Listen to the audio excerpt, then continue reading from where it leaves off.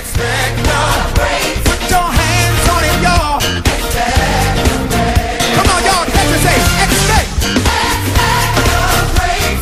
Anybody expecting great things? Expect the rain. Come on, say, expecting great. Expect the rain. Come on, everybody. That what you can't see, you got to stop praising the Lord for the stuff He's already done.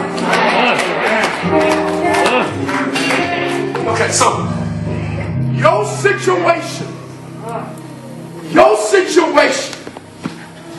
is controlled according to something which is His purpose. The text says that we know that all things work together for good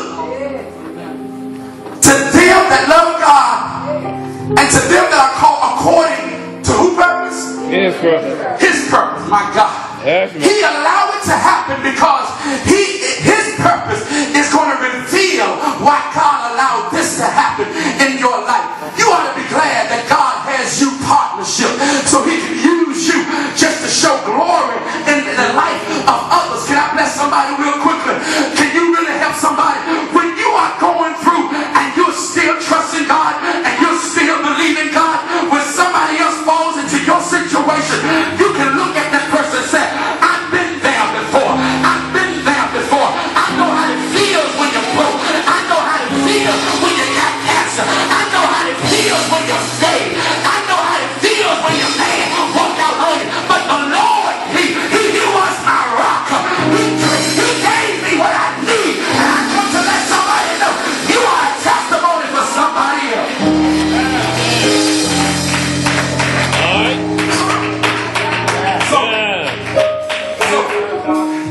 So, please hear this. Open it up for me. Please hear this. Brothers and sisters, your situation is controlled by something, which is God. Your situation is controlled according to something which is His purpose. God has a purpose for your life. You will not understand the move of God sometimes, but you got to say, Lord, let your will be done. You got to learn to say it is what it is. You have to learn to praise God while you're hurting. You have to learn to trust God when you can't trace Him. Amen. So your situation is controlled by something which is God. Your situation is controlled according to something which is His purpose. But thirdly, your situation is controlled through something which is love. Amen. My God, my God. And your situation is controlled. Please hear this, y'all. He said all things work together. Meaning God said it's already controlled by me. Satan does not have the last word on your life, on your situation. I don't care if you got your car repossessed. God says I got another one. I don't care you lost that job. God said I got a better one. Because your situation is controlled by God. He allows things to happen for His purpose. But this is the catch. It only works out for those who love God. It's not for everybody in here. You can't be a snake. Thank God's gonna bless you. Well, Love you, Lord, I love you, Lord, I love you today. I love you, Lord, in such a special way. But you get on the phone and you're talking about the people. You get on your job and you won't help somebody. Somebody's lying somewhere.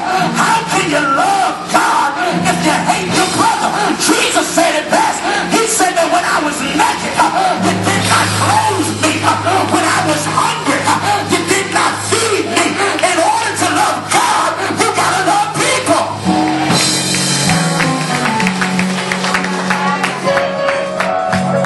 If this message doesn't change, this is not for everybody. He said, unto them who loves God. And please, the Bible said God is not mocked. Because if you do somebody wrong, you can't say I'm sorry. Something's wrong. Every time I'm convicted, when I do something wrong, I say, love, I'm sorry. Yeah, I get big-headed, stubborn, for my moment, but guess what? God, when you really got the presence of God in your life, He'll convict you. You don't stay mad at folks for weeks and you say you love God. You don't walk by 3 folks in the church doing greetings with friends and neighbors and you know you saw somebody, then you just what? Bypass them. No, that ain't love. No. You don't want to or hope to somebody to lose some stuff and you say you love God. No, you don't plot for somebody to fall or somebody to lose some stuff and you say you love God. Oh, I'm preaching now. Because your interpretation of loving God is different. People think, my God, just because they come to church, they think they love God. Loving God ain't you just only come to church. Your real love for God is how you treat your brothers and sisters. God. Your real love is when I'm